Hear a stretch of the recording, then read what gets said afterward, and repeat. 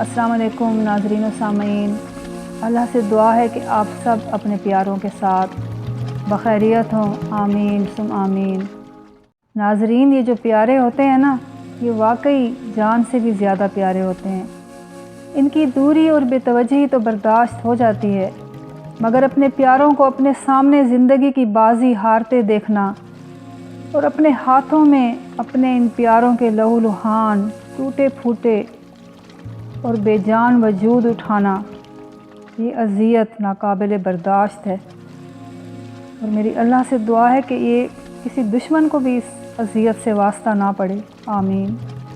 ये अज़ियत नाकाबिल बर्दाश्त है और इस अज़ियत को सब्र के साथ, हौसले के साथ बर्दाश्त करने वाले भी बहुत कम लोग हैं। नाज़रीन, ये वो लोग हैं जिनके बारे में कुरान पाक की सूरह बकरा में इरशाद बारी ताला है, नेक लोग वो हैं जो तंगी और मुसीबत के वक्त में और हक़ और बातिल की जंग में सब्र करें। यही सच्चे लोग हैं और यही लोग मुत्तकी हैं, यानी अल्लाह से डरने वाले हैं।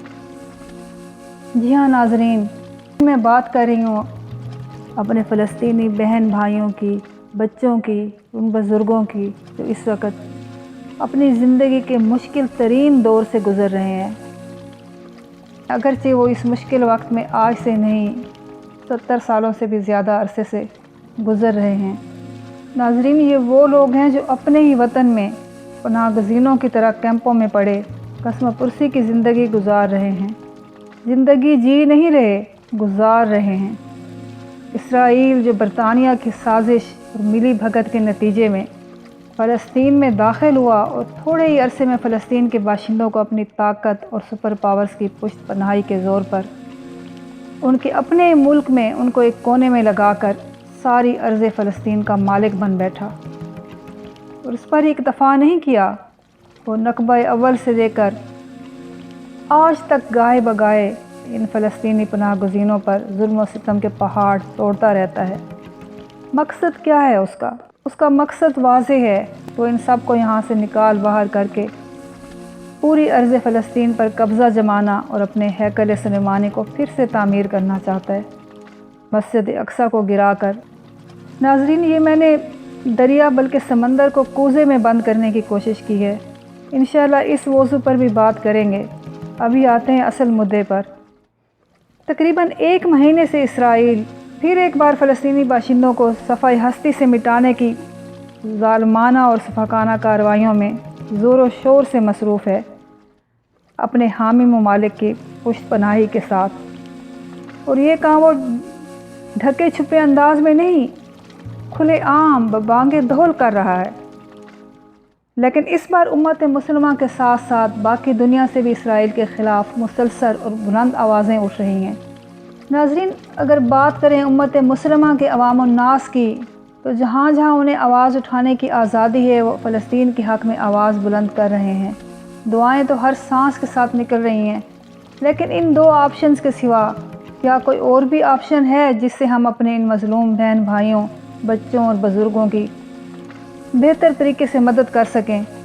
तो अल्हम्दुलिल्लाह एक तीसरा ऑप्शन जो दुनियावी लिहाज से काफ़ी मुअस्सर है, वो भी हम सब के सामने आ चुका है, यानी इसराइल और उसके हमायती मुल्कों की मसनूआत, उनकी प्रोडक्ट्स का बाइकाट करना। और आजकल इसी ऑप्शन पर गुफ्तगू और बहस मुबाहिसे चल रहे हैं, और ये बहुत अच्छी बात है, क्योंकि इस बहस और गुफ्तगू से ना सिर्फ इस ऑप्शन के प्रोज़ एंड कॉन्स यानी फ़ायदे और नुकसानात हमारे सामने आएंगे, बल्कि इस बात को बार बार दोहराए जाने से ये ऑप्शन उन लोगों तक भी पहुंचेगा जिन तक ये बात पहले नहीं पहुंची थी, और जो जानते हैं उनके लिए रिमाइंडर का काम करेगा। तो मेरी आज की वीडियो को भी एज ए रिमाइंडर कंसीडर करें।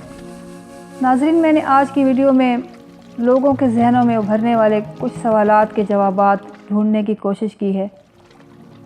आइए देखते हैं कि मैं अपनी इस कोशिश में किस हद तक कामयाब रही हूँ। सबसे पहला सवाल जो हमारे जहनों में, आवाम के जहनों में, लोगों के जहनों में उभरता है, हम इसराइल और उसके हमायती ममालिक की प्रोडक्ट्स का बाइकाट क्यों करें? इससे क्या फ़र्क पड़ना है? इसका जवाब बहुत वाज़ेह है। आप यूँ तसव्वुर करें कि इस खित्ते और उससे जुड़े उम्मत मुस्लिमा के बहुत से ममालिक के लिए فلسطین ایک ڈھال کے طور پر اسرائیل اور اسے جڑی سپر پاور کے آگے اپنی بے سر و سامانی کے باوجود ڈٹا ہوا ہے۔ اللہ نہ کرے اسرائیل اگر اپنے مذموم ارادوں میں کامیاب ہو جاتا ہے تو کیا وہ صرف فلسطین پر اکتفا کر کے بیٹھ جائے گا؟ ہرگز نہیں، وہ اپنے پنجے اگلے شکار کی طرف بڑھائے گا۔ تو اس ڈھال کو مضبوط کرنے کے لیے، سہارا دینے کے لیے کھلے عام تو ہمارے پاس اس مہذب دنیا میں بظاہر کوئی راستہ نہیں، لیکن دل چھوٹا نہ کریں، اللہ ہے نا۔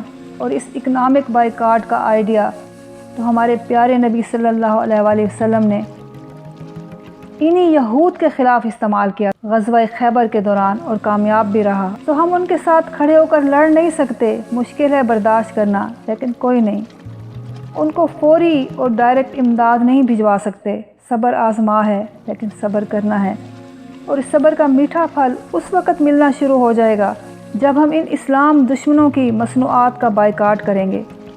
یہ مادیت پرست لوگ جب جیب میں پیسہ آنا بند ہوگا تو ان کے دماغ خود ہی ٹھکانے لگ جائیں گے، اور بہت اچھے ٹھکانے لگ جائیں گے انشاءاللہ تعالی۔ اور الحمدللہ اس بائیکاٹ سے بہت فرق پڑا ہے۔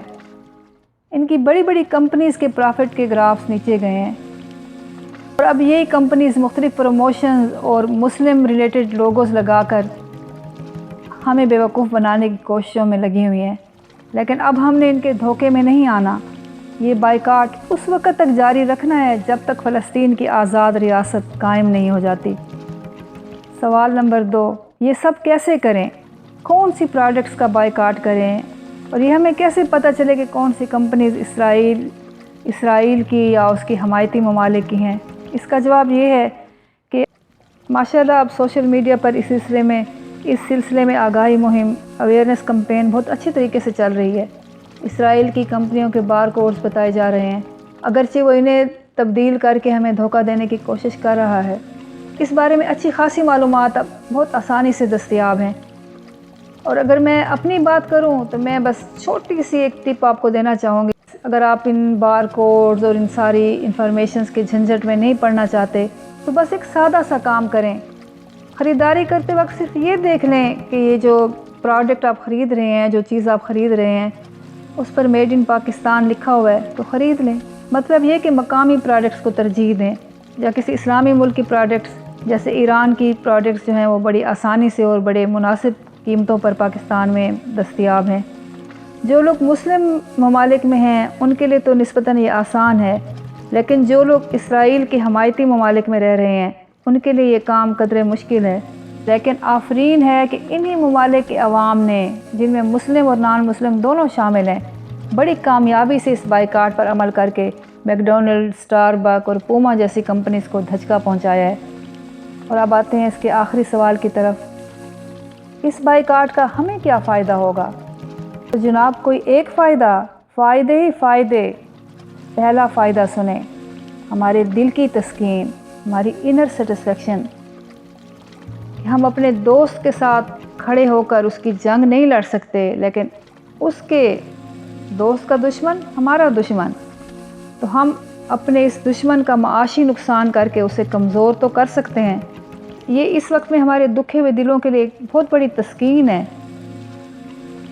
نمبر 2، دوسرا فائدہ، جب ہم ملکی مصنوعات کا استعمال کریں گے تو ان کی طلب بڑھنے پر ان کی پیداوار بڑھے گی، وہ صنعتیں اور ان سے جڑی صنعتیں سائز میں بڑھیں گی، ان میں روزگار کے مواقع پیدا ہوں گے، تو اس طرح سے جو ہمارے ملک کی معیشت ہے وہ ترقی کرے گی۔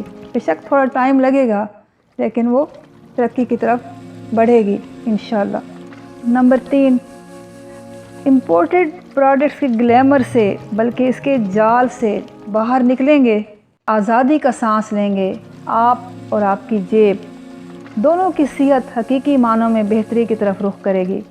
کیا آپ جانتے ہیں جن ممالک کی پروڈکٹس کو آپ بڑے فخر سے اسٹیٹس سمبل سمجھ کر استعمال کرتے ہیں، وہ ممالک خود اور آرگینک لائف سٹائل کی طرف بڑھ رہے ہیں، اس کو ترجیح دے رہے ہیں، اور ہم ان کے کیمیکلز ملے پروڈکٹس، فوڈ پروڈکٹس مہنگے داموں خرید کر اپنی صحت کو اور اپنی سیونگ کو داؤ پر لگائے ہوئے ہیں۔ اور ایک چھوٹی سی مثال ہے کہ جاپان امریکہ کے بنے ہوئے سیریلز جو ناشتے میں ہم لوگ استعمال کرتے ہیں اپنے ملک میں بین کر چکا ہے۔